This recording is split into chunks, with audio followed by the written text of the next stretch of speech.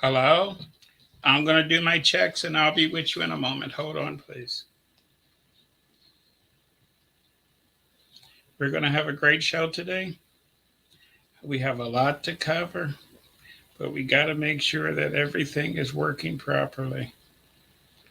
We just got to do our little checks real quick.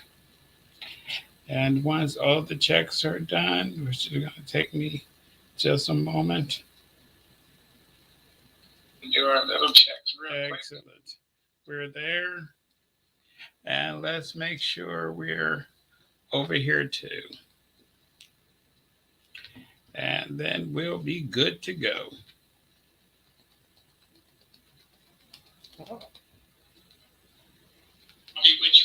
Excellent. We are good to go. I would like to welcome everyone to our podcast tonight. This is the podcast. I forgot my hat. I always wear my little lucky hat. You gotta have your lucky hat, right? Okay. I would like to welcome everyone to our podcast today. This is uh, Knowledge from Beyond. And I'm here with you on Sundays and on Wednesdays on the Spirit Realm. And we have a very exciting show for you today. We're talking about something that most people don't know about. They have heard a little bit about this, but they know very, very little about this. We're talking about MU-Pangea, and the mother supercontinent and what happened to it. Okay. And this is something that we all should know about. And we got a lot to cover, so I'm jumping in right now. I'm in the house, so let's go. So what was if you go by science, it's called Pangea. Okay. If you go by the books or metaphysical or whatever is called, there is a confusion between the terms, which we're going to clear up right now. Some people call it mu, some people call it Lemuria. Some people say they're one and the same, which is totally wrong. Today we're talking about Mu, which is the mother continent. Once the mother continent broke up, it created something called Lemuria, which we're going to talk about later. But the supercontinent broke into pieces. Okay. Now, this is talked about not only in science under Pangea. This is even talked about in the Bible when it talked about in Peg-leg time that the world became separated. And we know this is true in science because if you look at rock formation, like if you look at South American agates and African agates, they are identical. And that's how they know it. And if you simply look at Earth, Africa, and South America, you can plainly see that they once upon a time fitted together very peacefully. And what is important about this is because most people believe that the way the world is today is the way the world has always been. That the world has been exactly the way it looked right now for 4.3 billion years old, which is totally untrue. And over time, the world have looked dramatically different over spans of time. Now, when Pangea was there, all the continents was together. And the Atlantic Ocean was nothing but a river that flowed down the center of the continent. There was no Atlantic Ocean. There was just a river called I guess you could call that river the Atlantic Ocean, because as Pangea broke apart into pieces, the Atlantic Ocean was slowly created and the continents slowly started to move apart. Now, might say, Lynn, who cares? But this is really important. This is why they talk about we from the out of Africa theory and all of this, because once upon a time we was all one. And China is not buying that out of Africa theory. China says people have always lived in China, and they can prove it. And other parts in the world can prove that people have lived in, like India, for at least 10, 15,000 years. They're not buying that out of Africa stuff, too. Because when the world was all connected in one, you know, you know, Africa was at the center. Okay. But it was all one place. This is why all of humanity is one. This is why you look at all the animals, they are related to each other because we all was together as one. And not only has the continents broke apart over time, we have broken apart over time. And today we don't see ourselves as one. We see blacks and white people are different. We see a lot of people as being different from what we are today. And these slides are slowly showing you as the world broke apart what it looked like. And we're going to be going over some of this later. But at first, see, we are something called human beings from the planet Earth. And we can say, I'm not a human being from the planet Earth. I'm I'm an American. I'm a Russian. I'm a this. I'm a that. I'm Afro American.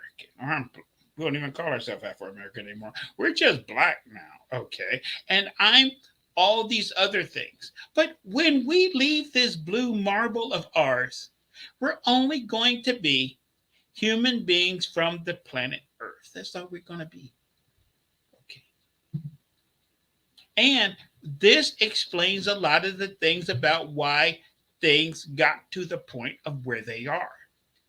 And things did not move in a very gentle pattern.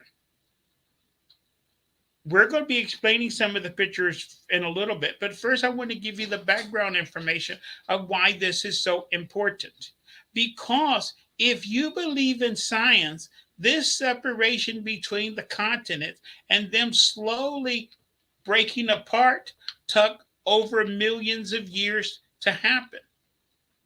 If you believe in the Bible, it only took a few thousands of years.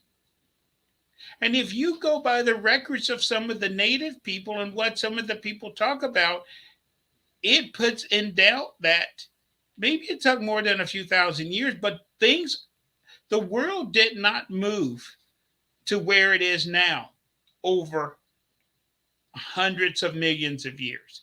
It moved very rapidly. And most people don't know that this situation is still continuing. Okay. And if you had a time machine and went back into the future, you would see this Pangea or this Mu-Continent that the human race came from. Okay, that all of humanity started from. We started from this Pangea, or what is called in the metaphysical books, or what is called in Hinduism, Mu, M-U. Okay. And this is the mother. We're all from the same seed. And science can now prove this. This is why when they look at my mitochondrial DNA, it proves that we are all from a single person. We're all natives to each other. But the land kept separating, as you could see. It kept pulling apart. And as we pulled apart, and as we got separated, not only by water, but also by, mountains and hills and things like this, we lost a lot of things. We lost that feeling of oneness. This is why back in the Bible it talked about man wanted to stay together. We wanted to be one. Even though we was told to spread apart after the flood, we said no. And we built the Tower of Babel because we wanted to be with each other. And they forcibly separated us by separating our languages. And at one time on the earth, there was not only one continent and one people, there was once upon a time, there was even only one language. Did you realize that? Okay. But see, a lot of things that we think are important today is not important.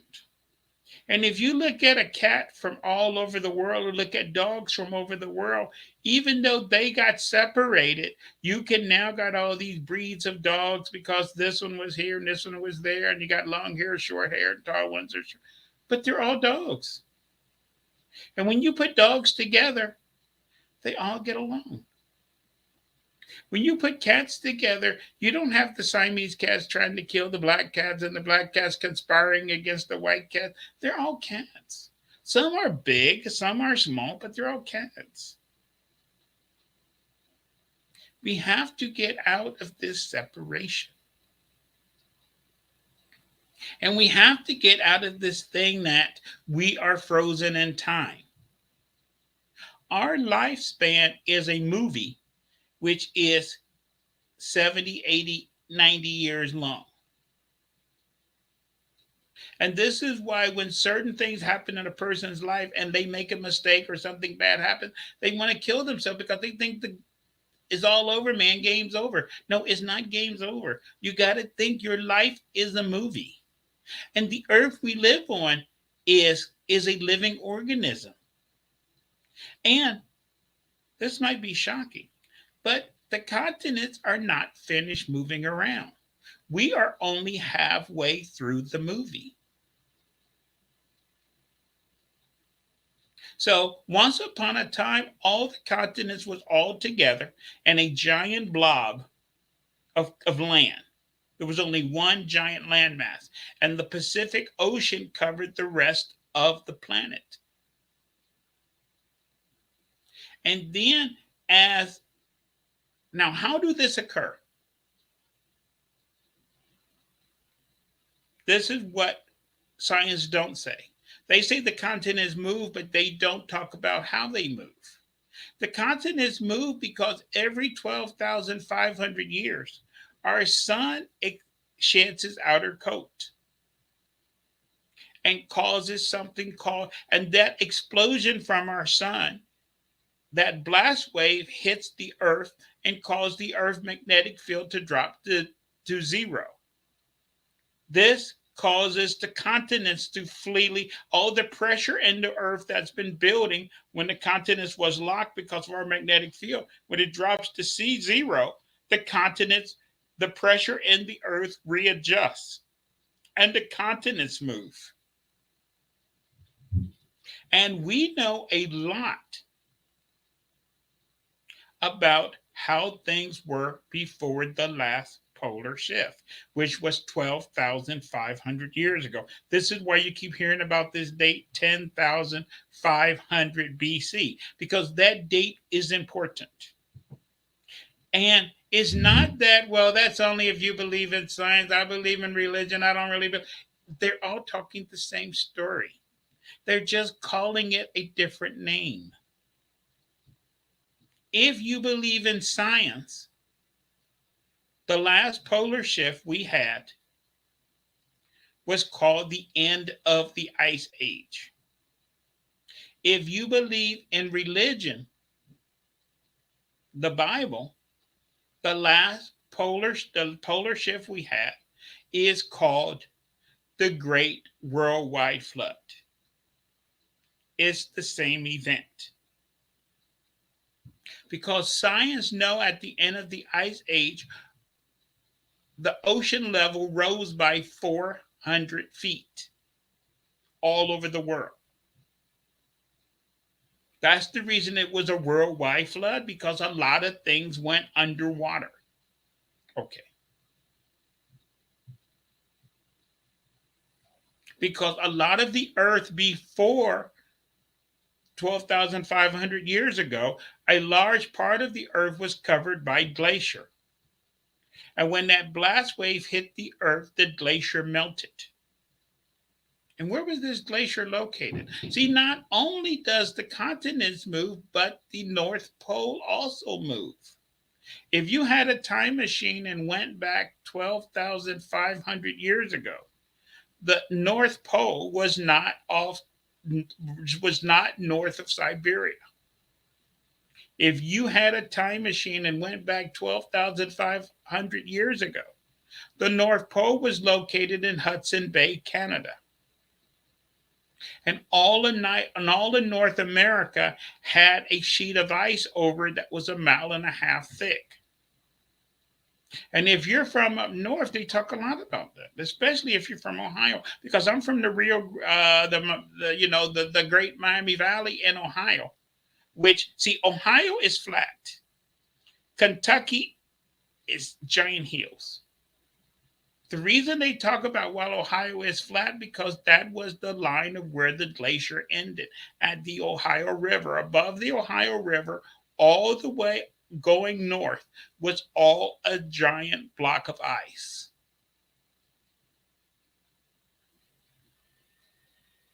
All the prairies, everything was where the glacier was.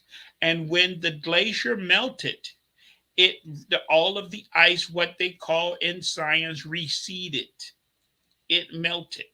So if you lived in North America, you had a very good day because the North America was very cold. Even if you lived below the Ohio River, you wasn't covered by permanent glacier, but it was still damn cold. That's why mammoth elephants lived in North America. And these things have massive amounts of hair because in North America, it was probably 10 below zero in the shade. Super cold.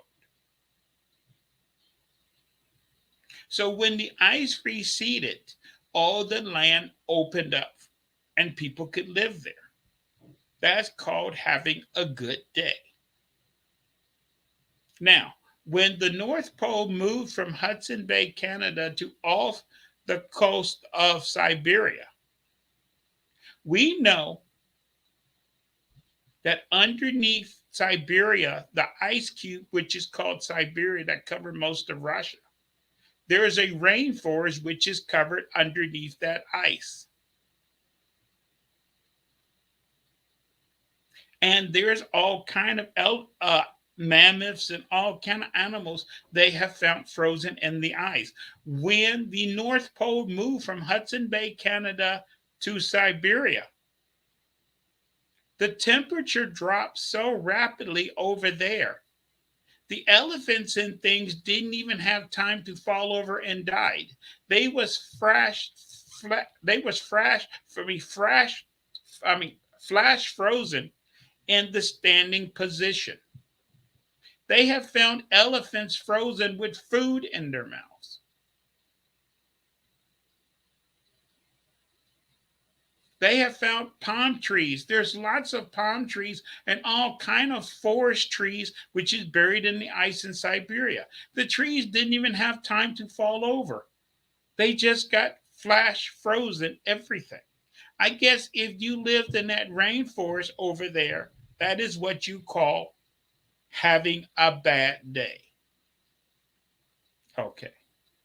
Because you went from living in a rainforest, which was probably 70, 80, 90 degrees, to where it was 20 below zero in a matter of minutes or seconds. And you probably didn't survive that event, unfortunately.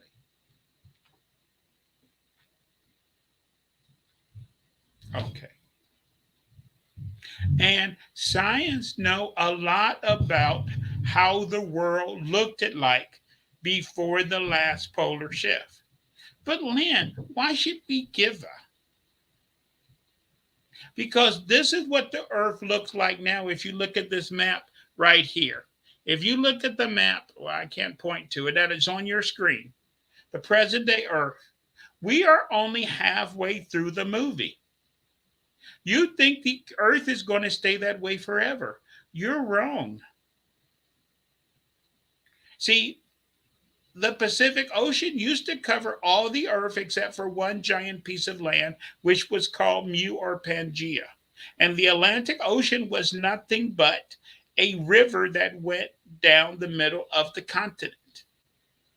What science know, I always say Lynn may be talking crazy, but everything Lynn say can be proven by science. That this is shocking. I hope you're sitting down.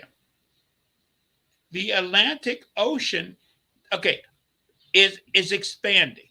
The Pacific Ocean is shrinking. That is what is called the ring of fire because the Pacific Ocean is being squeezed.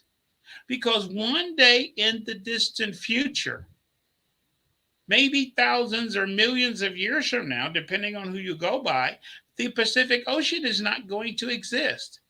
is going to be another Pangea in the future.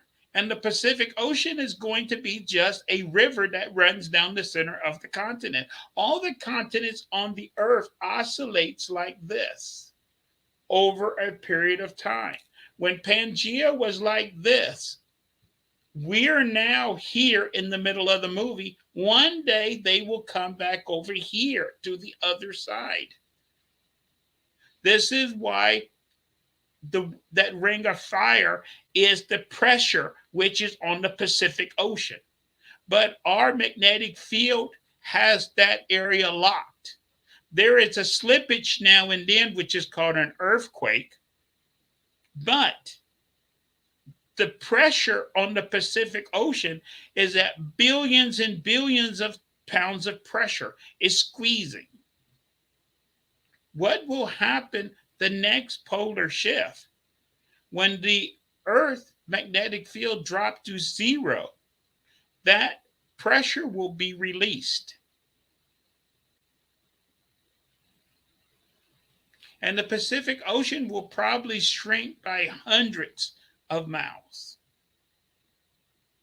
And if you're living along the coastline of California, Japan, Chile, anywhere in the ring of fire, you will probably have a bad day because that land is going to get crunched. Some of it's going to be driven into the water. Some of it's going to be turned vertically and pushed up hundreds or thousands of feet. Okay. And that is called mountain building, when things run into each other and they're pushed vertically. Or when one plate slipped under another, you can have entire sections of land that can go underwater or can rise out of the water. And this is why you have these rising or sinking continents. Okay. And the old books talk about how all the continents rise and fall, except for the navels of the earth. The navels of the earth is the landmass that never rises and falls. Okay. And there's 2 or 3 of them. Okay. But India, according to the Hindu text, is the navel of the earth. It has never risen or fallen. It has always existed. But we know India wasn't attached to Asia long time ago. And we know that the Himalayan mountains are not that old. Because when you look at the fossils, the Himalayan mountains, which are the highest mountain peaks in the world, is covered by seashells. That means that land used to be underwater. And when India ran into the coast, ran into the continent, that land was pushed vertically and pushed thousands of feet up in the air. And if you was living in that area at the time, you probably had a bad day. Okay. So, this is things that are happening.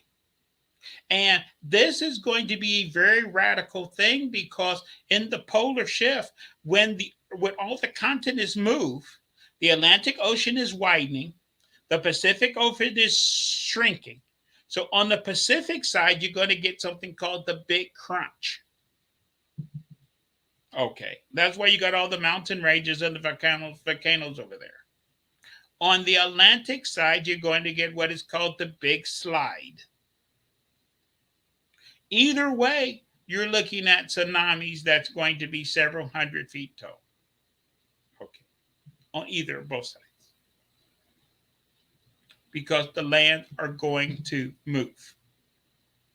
So, we do not know how much the land will slide because according to science, this movement of the land from a Pangea on one side covered by the with the Earth covered by the Pacific Ocean, to the Pangea on the other side, and the Earth being covered by the Atlantic Ocean can take hundreds of millions of years.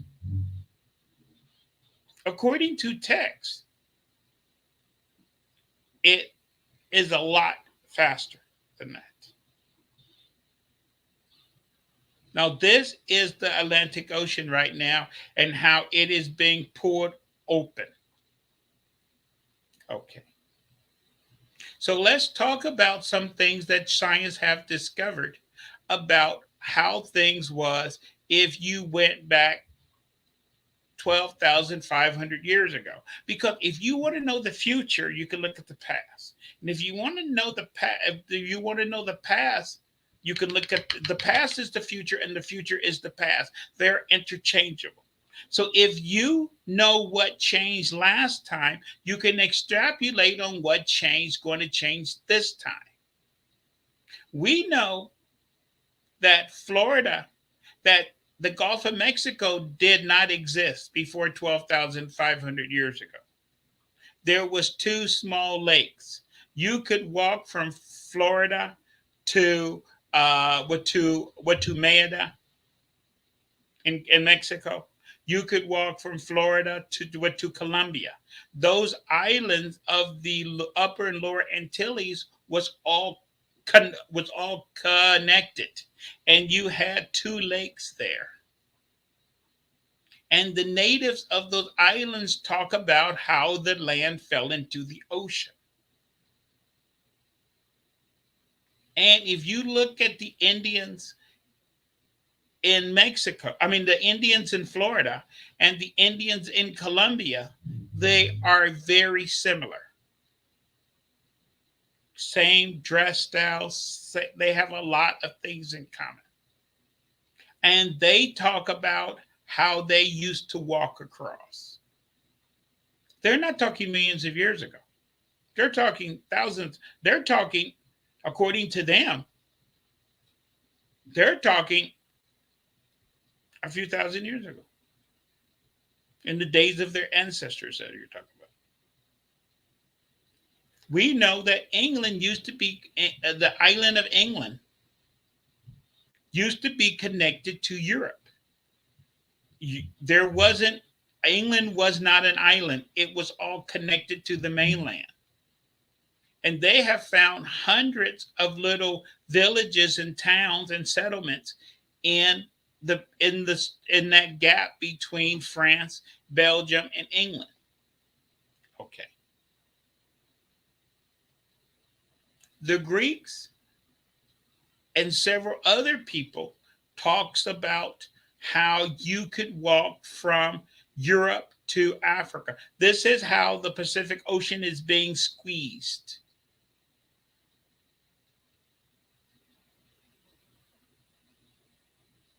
Okay. This is what the people in Australia talk about, that there used to be a land bridge. And if you look at all the dark people of Africa, of Southeast Asia, Papua New Guinea, the Aborigines, they form a straight line. According to the legends, you used to be able to go from India to Australia by land bridge. And if you track the dark skinned people on those islands, they form a chain. And according to their legends, the land fell into the sea and only the people at the mountaintop survived. Okay. These stories are all over the world. So we know that more people survived than just who you call Noah and the people in the ark, because there are people that have legends and stories about how things existed all over the world before what they called the great cataclysm occurred. And if everyone was over near Iraq, in that area, over by Turkey, how would people know what happened in Australia? In China, they they have three kings lists. Remember, we talked about this before. They have the Egyptian kings list. They have the kings list in Sumer. They have the Chinese kings list. All these three kings lists talk have the same thing. They talk about the gods they ruled. Then the demagogues ruled. Then they named the first human king. Then they named the king who was king at the time of the great deluge. All of the king list named the king or the emperor who was ruling at the time of the great deluge. The other thing about these three kings lists, which is very strange, according to all three of these lists, the gods ruled for tens of thousands of years. See, this was that little line you see between there on the map was what the Atlantic Ocean was. It was nothing but a river. These king lists talk about how the gods ruled for 12,000 years, 24,000 years, 36,000 years. They last super long time. Then you get into the demagogue kings. They ruled for 2,200 years, 6,000 years, 3,000 years. Then you get into the first human king. They ruled for 800 years, 1,000 years, 600 years. And then you talk about the one who was the ruler at the time of the flood. And then after that, they named the kings.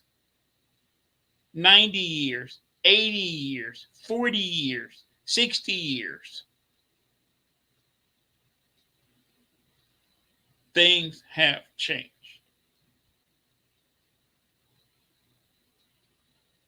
So even with humans, before the deluge, there was kings that ruled for 800 years, 400 years. The demagogues ruled for 2,000-3,000 years, 4,000 years, 8,000 years. Demagogues, definition, half God, half man. But the gods, 36,000 years, 48,000 years, 60,000 years. They was, oh my gosh. And we get tired of people in just 4 years. It's terrible. Okay. But let's talk about what's written in the Chinese record. The Chinese record talk about during the deluge that a third of the empire was lost. So China must have been a lot bigger back in those days if they say a third of the empire was lost. China must have stretched way past Taiwan and way past the South China Sea was probably not there. It was big. Okay, super huge. In the Egyptian kings list, they really talk crazy. They talk about before the deluge, that after the deluge, the Nile changed direction. The Egyptians always worshiped the Nile, and we know the Nile runs north and south. But according to their records, before the deluge, the Nile River ran east and west. It did not run north and south. Science thought that was ridiculous. But going across the Sahara Desert, they have come across all kind of petroglyphs drawing pictures of on rock of palm trees and lions and giraffes and all kind of stuff that people drew on rocks in the middle of the desert. And there's pictures and there's rock carvings all through the desert of people catching fish and people with cattle and all kind of stuff. How can you do any of that in the middle of the desert? because all of the Sahara Desert was not a desert.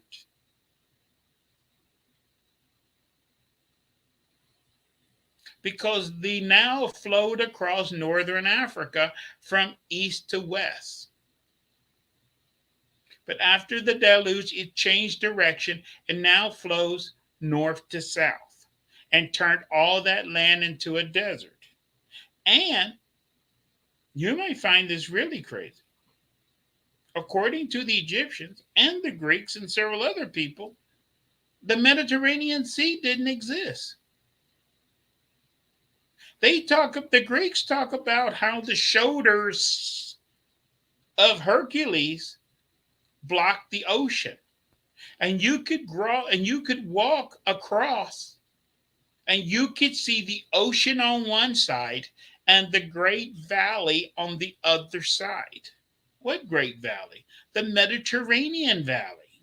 It was not the sea.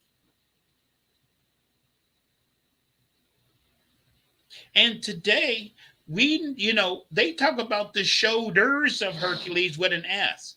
Today, we know where one shoulder of Hercules is.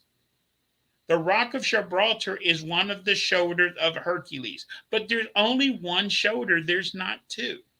And that's what the books talk about is when the shoulder got broken and let the water in. Can you imagine when that water from the ocean rushed in? You're talking about the flooding of the Mediterranean Valley. You're talking about an area 5,000 miles by 500 miles went underwater. And it probably was a giant tidal wave that swept through that area. Now you know why some people thought the whole world went underwater. When an area of 5,000 miles by 500 miles go underwater all at one time, that seems like, to a lot of people, a worldwide flood.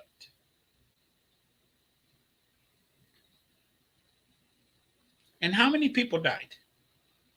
They have discovered over 200 ancient cities or settlements, whatever you want to call it, at the bottom of the Mediterranean Sea. How many people died? Tens of thousands? Millions? Nobody knows. Okay. Now, if that happened the last time polar shift occurred, because what is happening is that, again, when polar shift occurs, but Lynn, when is polar shift supposed to occur? It is imminent. Okay. See, we don't know we only know that the Earth's magnetic field is dropping rapidly. And over the last 100 years, the Earth's magnetic field has dropped by 80%.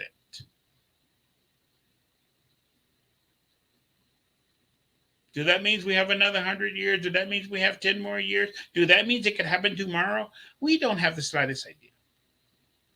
We don't have the technology.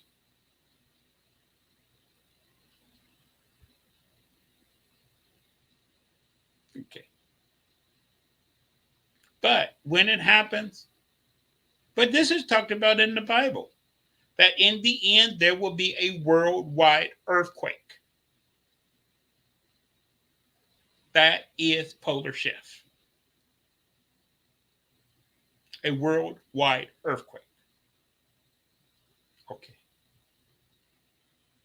And it talks about this in the Bible, about the sun turning black, the moon turning red, a third of the grass being burnt, a third of the ships being wrecked, a third of all life in the ocean dying, a third of this, a third of that. I guess a third of the people ain't going to make it either.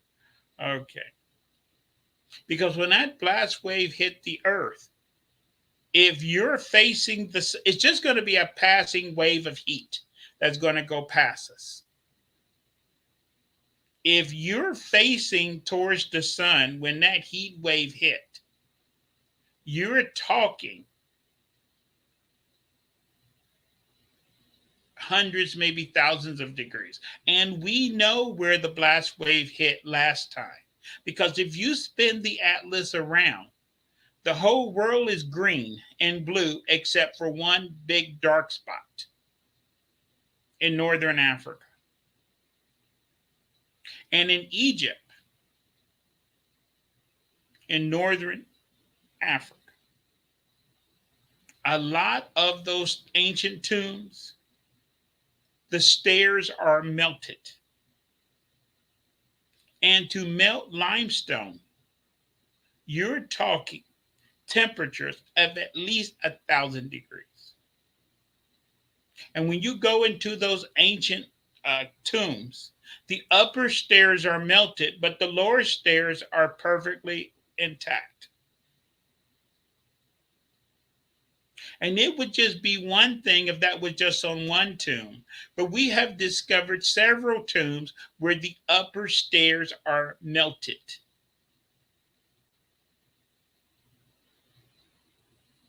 Okay. And if you turn your map, all the earth is green except for that big brown spot you have in northern Africa called the Sahara Desert. That is where the blast wave hit. And if you lived in northern Africa during last polar shift, you probably had a bad day. Okay.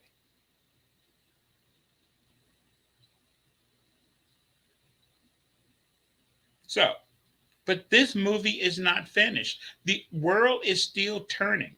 The continents are still moving. And this is talked about in certain books.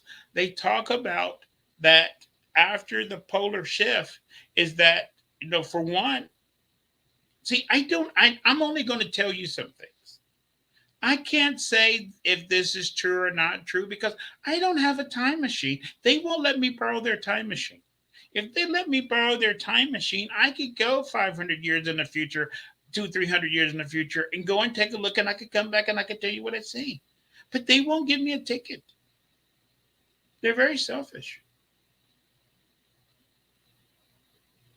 But they say the United States will split in half. And the Mississippi River will be 50 times wider than it is today. And you'll be able to sail from the Great Lakes to the Gulf of Mexico unimpeded. Okay. Plus, North America is moving faster than South America. So, probably you won't be able to go, there probably won't be land connecting the Americas together. You probably won't be able to go from North America to South America no more. That's the reason when you get near Panama and all of that area, it looks like it's breaking apart because it's twisting. North America is moving a lot faster than South America. So a lot of that land is going to fall into the ocean. Okay.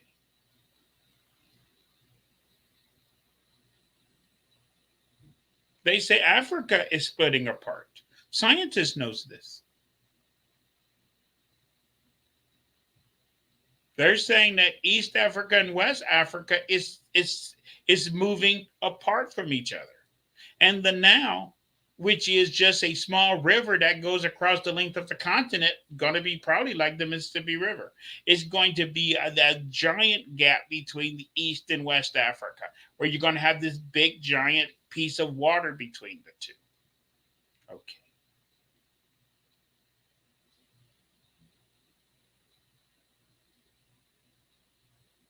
And you have, let's take a diversion. I'm going to talk about places we know. Let's talk about a giant change that happened last time. As you can see on the map now. See, to us, when we think of Antarctica, we think of this land of permanent frozen ice. But under the ice in Antarctica, you have a rainforest. Antarctica wasn't located where it is now 12,500 years ago. And this is one of the secrets you're not supposed to know about. In the last few years, they have discovered a city down there.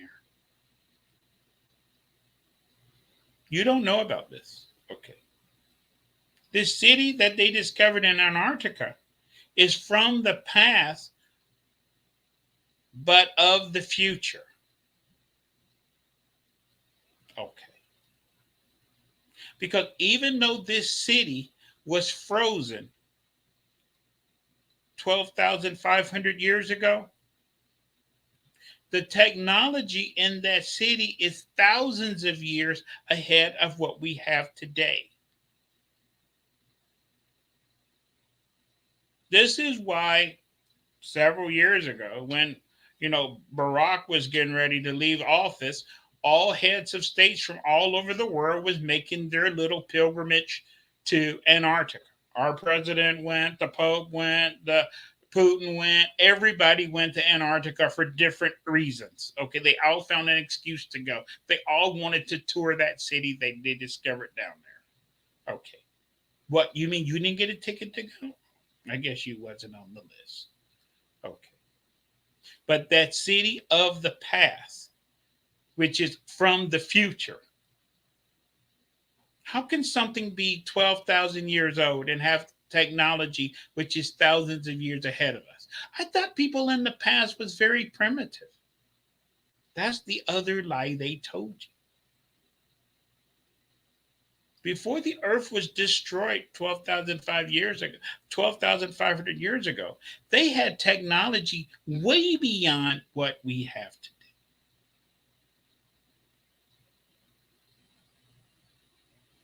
You didn't know that.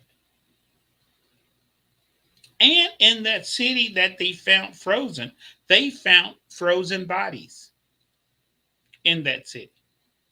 Some of those frozen bodies look like people like me and you. Some of those frozen bodies look like people like me and you, but they have long, extended heads. And they're slightly taller. And some of the bodies that they found in that frozen city is a hell of a lot taller and bigger than us. You're talking 12, 15 feet tall. Okay. It seemed like they was all living together.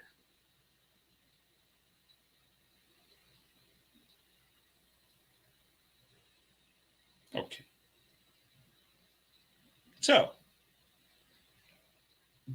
for that land to go from a rainforest with palm trees and things to being an ice cube, that land must have moved hundreds of miles or maybe thousands of miles.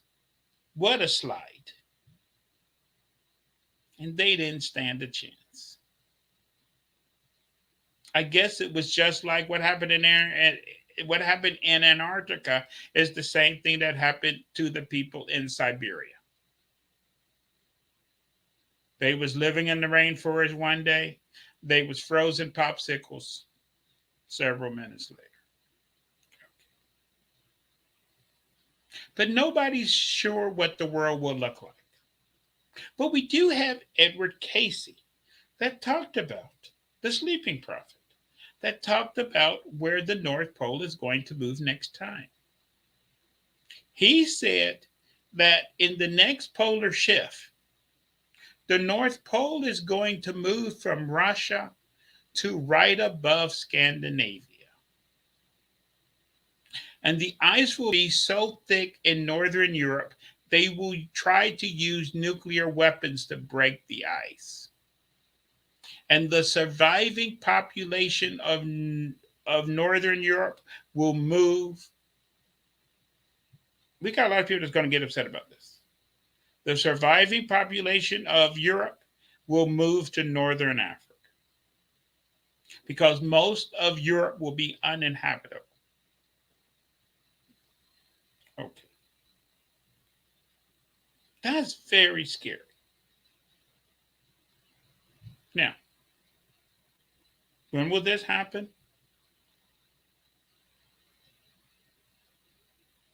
A lot of people think we're overdue. A lot of people thought this was going to happen in 2012. Some people believe it was going to happen in 2020, 2024, 20. They've been trying. See, this is reason why people been trying to figure out the end of the age. Because this will happen at the end of the age. Now we have entered into the new age. We are now living in the age of Aquarius. But the age is 2,100 years long. So now that we have crossed and we are living in the age of Aquarius by 1 or 2 years or 3 years, however you're calculating, or 10 years, whatever you want to say, we don't know when it's going to happen. The only thing we know is that our alien friends know, because they have been here through dozens and hundreds of these polar shifts. That's the reason before the last calamity, they left. They considered man to be unworthy, and they climbed up on their ships and they made a pact not to tell man and to let man perish. But Enki felt sorry for his servant Gilgamesh, and he warned Gilgamesh, which you know by his Hebrew name Noah, of the coming calamity. And if you want to read that in the book of Enki, it goes into great detail about how he warned his servant Gilgamesh, because he took an oath to the gods that he would not tell no man. Since we have a few minutes, I'm going to tell you.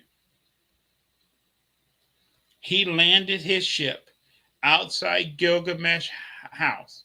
Gilgamesh saw the landing and was proceeding to come out of his house. And Enki said, "Do not come out of your house, for I am not here to see you. I'm here to talk to your house. And I'm here to tell your house that a great calamity is coming. And I'm going to leave outside your house directions of what you need to do and the ship you need to build. And you build the ship, and I will put the seed of life inside of it." The seed of life. We would call that today DNA. But if anyone asks, "Have I spoke to you? Have you seen me?" The answer is no, because you have not seen me. If anyone asks, "Have you spoke to me?" The answer is no, because I'm not speaking to you. I'm speaking to your house. So he did not break his oath. They're very tricky, aren't they? Okay. But by doing that, he built the ship, and Enki put the seed of life in the ship. This is why all of life was able to fit onto a boat that wasn't that big. We today think the ark was no bigger than 3 football fields. How can you put 3 of every animal, or 2 of every animal, or in one part of the guard of the book of Genesis is said 2 of every animal, another part is said 7 of every clean animal. Okay, either way, if a boat is only the size of 3 football fields, you can't do nothing. But you can put a hell of a lot of DNA in something the size of 3 football fields. Okay. But this time, they are going to be nice to us. They're going to save our butts. And what did they do during the great calamity? They left with all of their great ships, and they went to the edge of our solar system and waited for the calamity to pass. Our sun exploded, did everything happen, and went. It's only 7 days, and then they came back. Okay. This time they're promising to save our butts.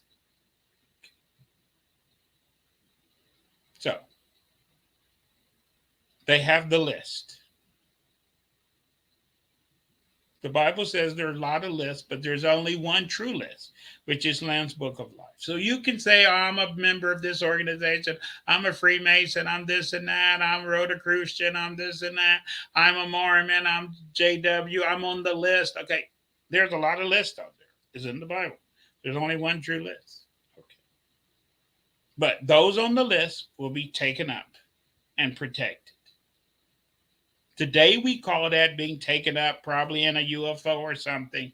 They called it being taken up into the air, into the clouds. Okay. A portion of mankind will be saved underneath the earth, and a third will be protected in safe areas on the surface. And those who are not a part of those three groups will be left behind to survive the 7 days on their own. It's only 7 days we can do this. Okay. And then after this, as these people from the future keep saying, the world will be destroyed, but everything will be quickly rebuilt because we will have help. And then the world will be like it beyond your greatest science fiction dreams because we're going to have technology and that you can never imagine because it's not going to be our technology, it's going to be theirs. And they and us will live together. Now, how that's going to be, that's questionable. Okay. You know, will we still have votes? Will we have veto power? If they want to do something and we disagree, okay. Or will they rule and we serve? Or will we be one? Or will we be fighting? Or will it be like in the superhero movies where they just do whatever the hell they want and we just get out the hell out of the way? We don't know. We're going to have to figure that out. Okay. Hopefully we can come to some agreement. If not, I guess there's going to be tension between man and God and gods, right? The people that have power and the people that don't have power because they have power. We have guns. They have power. Okay. So we're just going to have to figure this out. But these changes are going to occur. And some people have already started moving around into what is called safe zones. And they're trying to leave what is called kill zones. Kill zones are if you own an area that's going to go underwater or get fished vertically or whatever, people that's into this are getting away from those kill zone areas and they're moving to the safe zone areas. To me, instead of running around like a chicken with your head come off, I believe if you have connections, we will know what we need to do when it's time to do it. But when the call go out, just like in New Orleans, the call came out, get the hell out, you need to do what you need to do. Okay. And when the call goes out for you to go up or down or do whatever, you don't want to be, hey, nobody can tell me what to do, I can do it. Okay. That might be not the time to be doing that. Okay. You know, their goal is to try to save 5 billion of the 7.5 billion people that's on that planet. That's a very tall order. Okay. So remember, Noah's Day, they only put, 8 people on the ark. Okay. So I guess they're going to try to do better than 8 this time. But anyway, these are things that are in our future. Hopefully, it's not tomorrow or anytime soon because we got to get rid of this corona. We can't survive polar shift with mask over our face. We need time. I don't have any answers on this. My thing is just to let you know what is going on, and we are halfway through the movie. We was once in Mu-Pangea. The earth split apart and we're halfway around. And thousands or millions of years from now, we will have a new giant continent again, and we will be one again in the future. But the earth and its tectonic plates are playing this game that they play. They move. And if you believe in the books, these changes occur very rapidly over thousands of years. If you believe in science, these changes happen very slow over millions of years. We will find out, but either way, we don't have any control. If it's thousands or millions of years, we're still on the roller coaster and we can't get off. I hope you found this interesting. If you don't believe me, you can Google it yourself and you can talk about plate tectonic theory and all this stuff, and you can look up how the Pacific Ocean is shrinking, how the Atlantic Ocean is expanding, and you can talk about crust displacement theory, and they got all these names, and a lot of this stuff is very complicated, give you a headache. You need a drink. But I don't talk crazy. I talk facts. I just have sources for things that you don't have. Okay. And my thing is to share the knowledge that I receive to, because I don't believe in the thing of keeping people in the dark and I have it and you don't. Hey, I got it. Everybody should have it. Right. Thou giveth, because I believe, we're all together as one. Okay. And we have to go through this as one, and we have to survive this as one, and our goal is for humanity to survive and to go forward. This was a heavy podcast. I hope you enjoyed it. Hope you give you something to think about. Maybe you need a drink or two after this. We try not to get this heavy, but sometimes we have to do what we got to do. I'm here every Sunday and Wednesday on the Spirit Realm. Watch their other shows. I'm also on my Facebook page. You can join me there. I have another podcast that I do on Tuesdays. I'm also on YouTube. I'm everywhere. And with that, I'm Lynn David Livesey, your full spectrum Gnostic. I want you to have a very wonderful day, and no matter what happens, the human race have went through everything and we will always survive. We are survivors. Thank you so much. I'm out of here. Bye.